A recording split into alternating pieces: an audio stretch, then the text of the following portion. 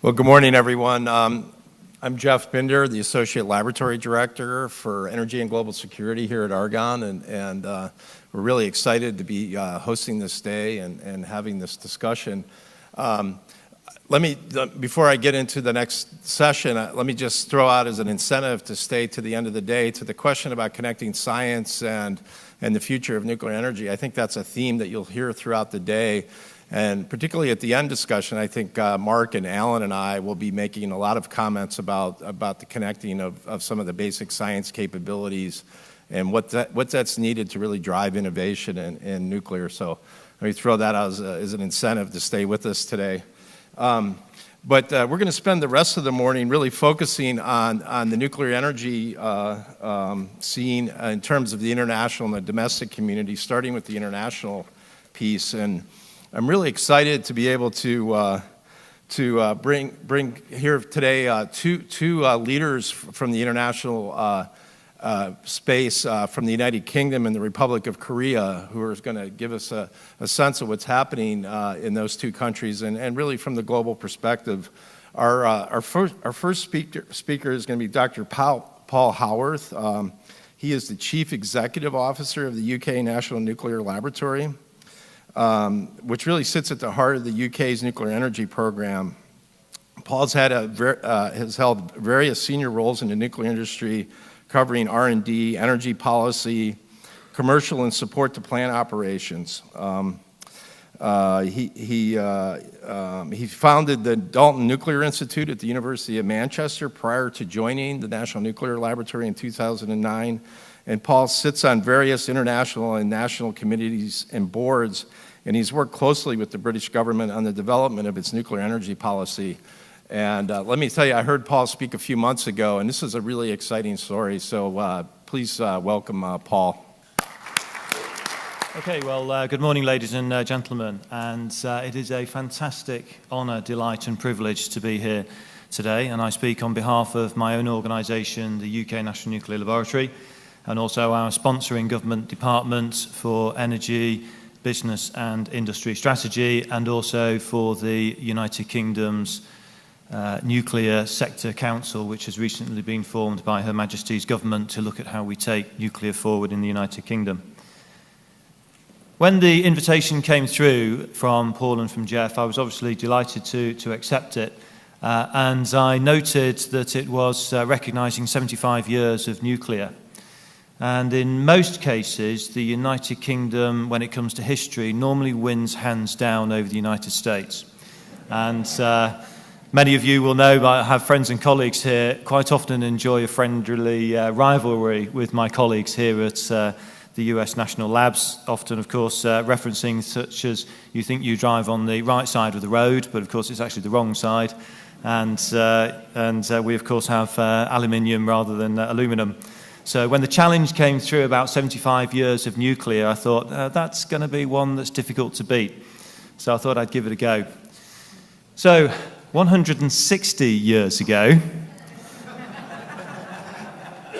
in Cumbria, a gentleman, John Dalton, announced his atomic theory. And he announced it at the Manchester Literature and Natural Philosophical Society. He wasn't far off as far as his model was concerned in terms of having a nucleus. He got it a bit wrong in terms of where the electrons were, but not bad for 160 years ago.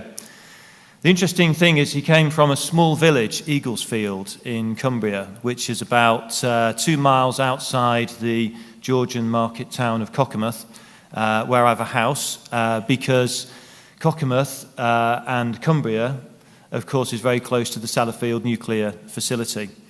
So when I started my career in nuclear about 25 years ago, and I was driving to site at Sellafield, I would drive through this tiny hamlet called Eaglesfield, not realizing at that time that over 100 years ago, that was where John Dalton lived, and he announced his atomic theory. So it just goes to show it is a small world.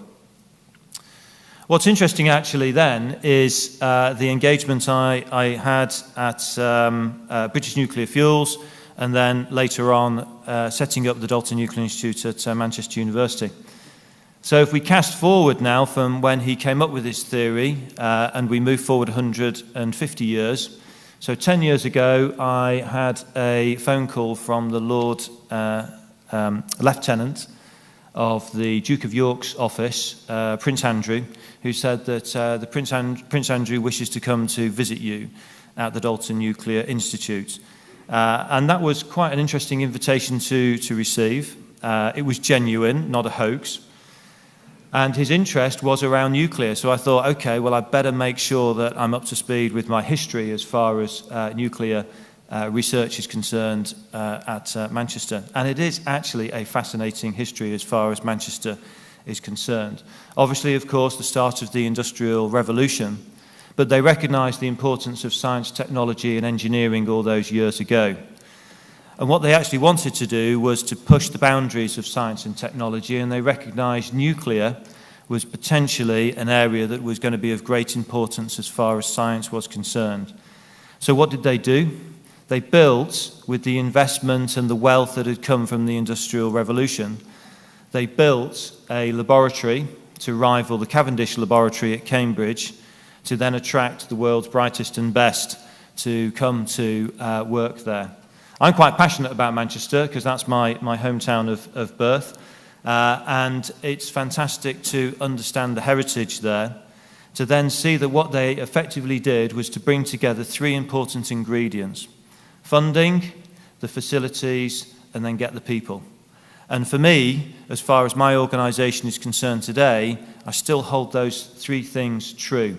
You need the funding, you need the people, and you need the facilities, and then you can do world-class research.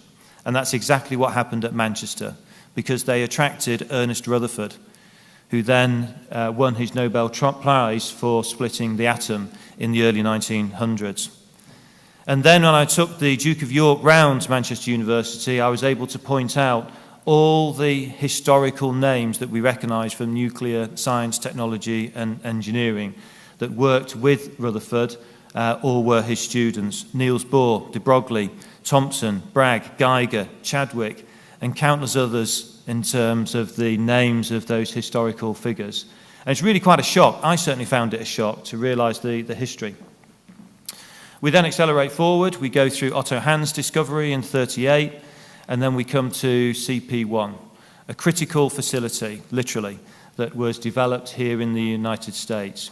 The Manhattan Project, a strong collaboration between the US, the UK, and between Canada. I particularly liked the historical period where the United States actually thought that Britain was ahead at the start of the Manhattan Project and wrote to Winston Churchill requesting to be involved and to collaborate on the programme. Winston Churchill subsequently ignored the letter, which unfortunately then it was discovered that the Americans were advancing much faster than the British. So the British then wrote back eventually to the Americans and said, actually, we haven't got any money now after the war. We think that you may have made some technological advances. We'd very much like to come to the United States and we will lead your program for you. And interestingly, that didn't go down very well. But then we cast forward to, Steve mentioned in terms of commercial power, and Calder Hall in Cumbria is the home of the first civil commercial nuclear power plant. Now, quite interestingly, of course, Idaho with the fast breeder reactor did power the town of Arco, and did it slightly before Calder Hall, and that's why in the UK we have to refer to the first commercial civil nuclear power. We have to just forget about what happened at Arco and Idaho for a minute. But that was opened by the Queen. So that's quite interesting, isn't it? Prince Andrew comes to see the Dalton Nuclear Institute, and in 1951, his mother, she's still working today, think of that, opened the Calder Hall nuclear power plant. And then, very interestingly, when I was elected to the Royal Academy, I met the patron of the Royal Academy, which is the Queen's husband, Prince Philip. And I found out in conversation that Prince Philip is a staunch advocate of nuclear. And he asked me, he said, "So, Paul, what is it you do then?" So I said, "I work at Sellafield in the nuclear industry." "Oh, very interesting. Are we going to be building some new nuclear reactors, Paul?" said, well, yes, but we really need to ensure that we're dealing with our legacy waste to start with. It's a challenging program, and then we can think about nuclear reactors. So are we going to be building some of these reactors, do you think then, Paul? Yes, Prince Philip, we will, but we really have a big job to do as far as the legacy waste is concerned. Paul, I really think you need to get on and build some of these bloody reactors, you know. So there we have it. The nuclear royal family is truly nuclear. So let me just move on as far as the UK's nuclear heritage is concerned, because then I think as Steve illustrated in his presentation, things progress extremely rapidly for countries that are progressing nuclear through the 50s and the 60s. Whether it was light water reactors, heavy water reactors, gas-cooled, liquid metal-cooled, we've done it all. We've looked at metal fuel, oxide, carbide, triso-coated, pellet fuel, vibro-packed. Just like you guys, we tried and tested everything. We pioneered all the activities. We reprocessed, we closed the fuel cycle, we've looked at direct disposal.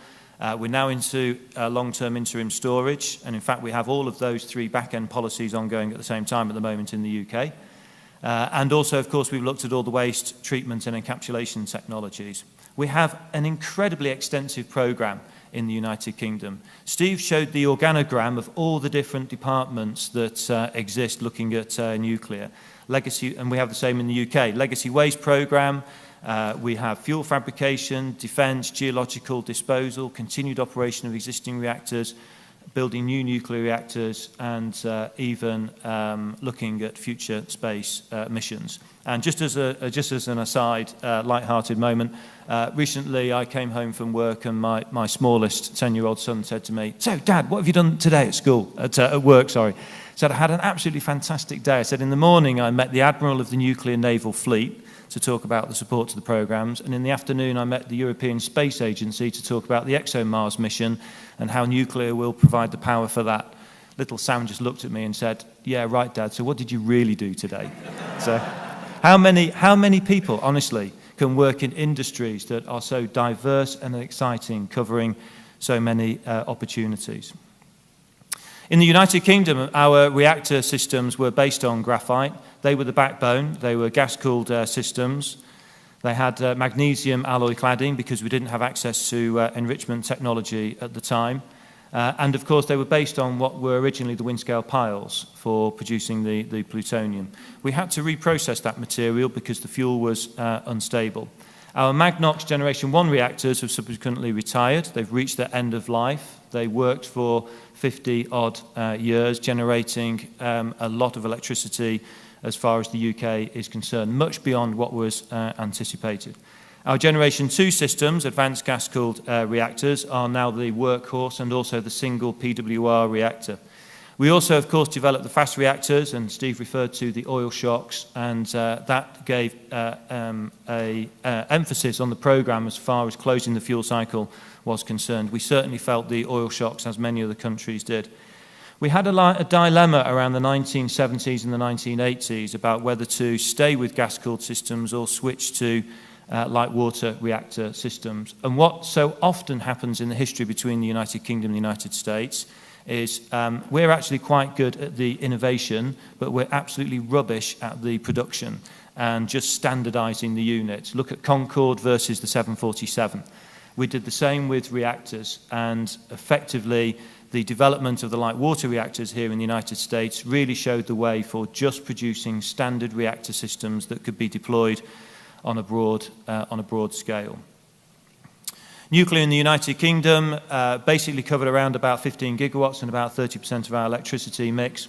And what has happened during the time is, and I described it last night to a number of colleagues, it's like it's a dimly lit candle that's blowing in the wind at the moment as far as the nuclear renaissance programme in the UK. Sometimes it's looking hopeful, and then it just dies out a little bit. Then it looks more hopeful, but we hope that the programme can start. We have been through some difficult times. In the 1980s, we were then looking at progressing fast reactor technology. And what happened? We then discovered North Sea gas, and we decided to close the fast reactor programme. Also, of course, Chernobyl happened. That was a further dent in the prospects for nuclear in the United Kingdom. Sizewell B, our only pressurised water reactor, eventually came online in the 1990s, but that was an extremely difficult, painful process of getting a single reactor on the bars. Effectively, we took a standard Westinghouse reactor and literally in the Village Hall public inquiry, it was redesigned. And it was redesigned, making it more complex. The licensing process took an awful lot longer. And basically what was then going to be a fleet build program, the reactors were cancelled and we only ended up with Sizewell B. So again, we tried to have another nuclear renaissance, but we failed. Cast forward to 2003, an energy white paper then came out from the government, and it was very admirable in its aims. It recognised the importance of CO2 and the need to reduce it, and we then had legally binding targets. We now have further legally binding targets by 2050, an 80% reduction in CO2 emission. But one thing was missing from that 2003 energy white paper. The chapter was written, so-called Chapter 4, and it was pulled out right at the last minute. Chapter 4 was about the renaissance of nuclear. But what happened? British Energy, which runs the UK reactors, went into administration and the government had to bail it out. And literally, that chapter was pulled out of the document and put to one side. And nuclear effectively then ended up on a course of phase out. So within British Nuclear Fuels, we got together, we formed a small group, the Energy Unit, that basically set about building the case for the renaissance of nuclear in the United Kingdom. We would do things a government organisation wouldn't do, so we had to undertake a lot of lobbying with ministers, with the House of Lords, with industry. We had to bust the myths. We had to explain how you can build nuclear, what went wrong in the past with Sizewell B, how we could do it again in the future. At the time, engaging with ministers, it was very difficult. They would simply turn around and say, Paul, I absolutely hear what you are saying, but no developers are coming to beat our door down to build a nuclear power plant. So why should we do anything to support the industry? It was an extremely difficult time.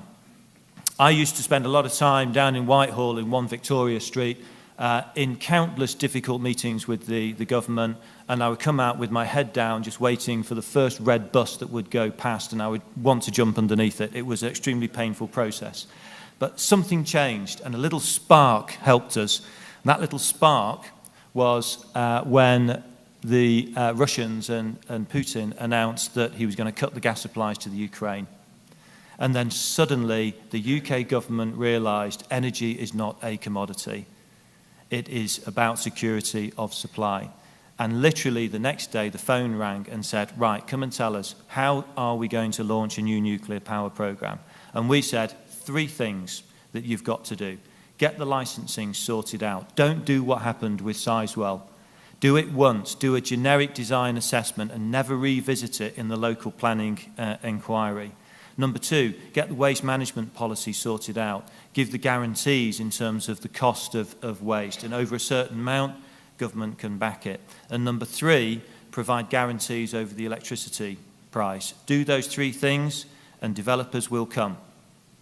That's exactly what happened. What happened then was the government launched an energy consultation, but it did a very smart move in that energy consultation. In the energy consultation about whether or not to have nuclear, you couldn't simply respond by saying you didn't want nuclear. Remember that 1970s sticker, nuclear power, no thanks? You couldn't respond to that. Your response to the government was ignored. You had to give an alternative, and it had to be a credible alternative. And that was a game changer.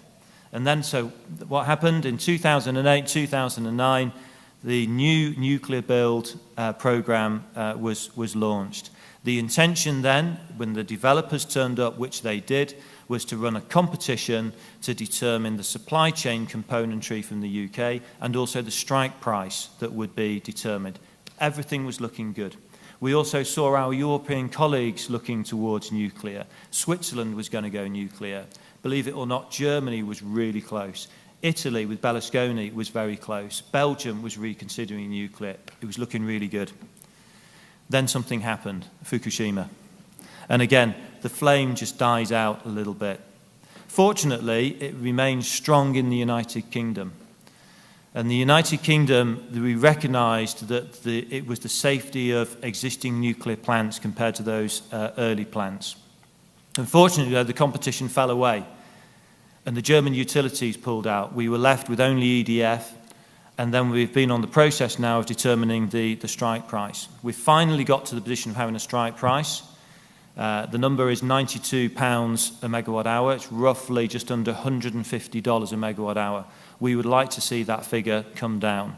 But again, it comes back to looking at fleet build. So finally, the programme has started, and it started with Hinkley Point C. Issues that we have suffered there go on, basically, because we have recently seen auctions for renewables, offshore electricity from wind power. Recent auctions see the price coming in at around about $100. So it's less than nuclear. So nuclear is now strongly challenged as far as cost is concerned. But then we were looking at other power plants starting, of course, AP1000 with Westinghouse. So the flame goes up a little bit. But then, of course, Westinghouse hits its difficulties with Toshiba, so the flame goes down a little bit. The thing I say to ministers at the moment is you've got to keep the faith. We have got to get to fleet build. Fleet build is essential for us as far as nuclear is concerned. Fortunately, the government has launched something now, the industry strategy, and this recognises that certain industry sectors have a very big impact on the economy. They are long-duration industry sectors, things such as defence, automotive, aerospace, etc. It's about security of supply, electricity, infrastructure. These are critical sectors that employ many tens of thousands of people. And nuclear absolutely fits in that category. It's billions of pounds, it's tens of thousands of people. And it covers whole sectors beyond just science and engineering. It covers education, regulation, the finance sector, insurance. Unfortunately now, the government has recognised the importance of nuclear as a sector.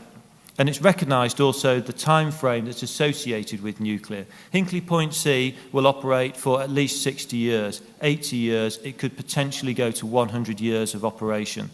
We've got to keep the faith. We've got to get to fleet build. We, of course, then, in terms of the flame, we see the flame dim slightly because we have Brexit now, and government is distracted with the implications of Brexit. But fortunately, it's recognised the importance of the nuclear industry to the United Kingdom, the importance of science, technology, engineering and innovation, the importance of infrastructure, and the importance it plays as far as the regional economy is concerned. What we need now is a strong and powerful vision for the role that nuclear plays as far as the UK economy is concerned. This is where it gets interesting, because the government then set up a programme looking at calculating how are we going to get our 80% reduction in CO2 emissions in the latter half of this century. And they came up with a very innovative model. It's available on the web, and it's for anybody to use, and anybody can determine how they're going to do it. And I sat in the meetings with the Chief Scientist Advisor looking at getting the model up and running, and you can slide in and out different technologies. Biomass can go up, domestic heat, light and power can come down, tidal can go up. We set the model up, we started it off, and the first condition was no nuclear. Okay? Close the model, get to 80% reduction in CO2 emissions. The model comes up with some bizarre answers. You need 85% of the UK land mass for biomass energy. You need to ring the UK 3 times in tidal wave power systems. You need so many offshore wind turbines, you can't get any shipping in and out for the United Kingdom. Eventually they said, okay, all right, okay, fine. Start ramping up the nukes. Let's see what happens. You get to a very interesting situation. And the killer thing that changes this whole game is the electrification of the transportation sector. And that's what we are seeing now. And in fact, we are getting caught out. We look in the United Kingdom, the rate of growth of Tesla vehicles, it's exponential. And the government is not responding fast enough to it. The grid size has got to go up a factor of 4. Our 80 gigawatt grid has got to go up to a 320 gigawatt grid if we wish to hit an 80% reduction in CO2 emissions. The answer is a third, a third, a third. It's a third of renewables, that's 100 gigawatts. We currently have around about 5, and that's intermittent. We need 100 gigawatts of fossil fuel with sequestration. Sequestration is an unproven technology. We therefore need at least 100 gigawatts of nuclear. that gets frightening. And that's when they turned to me in the room and they said, Paul, can we do 100 gigawatts of nuclear? Well, there are countries that do have large grids, such as in France, Japan, the US. It is possible. If we look at the ramp rate then, and the ramp rate is important, how quickly can we build these reactors? And a whole industry is needed behind it.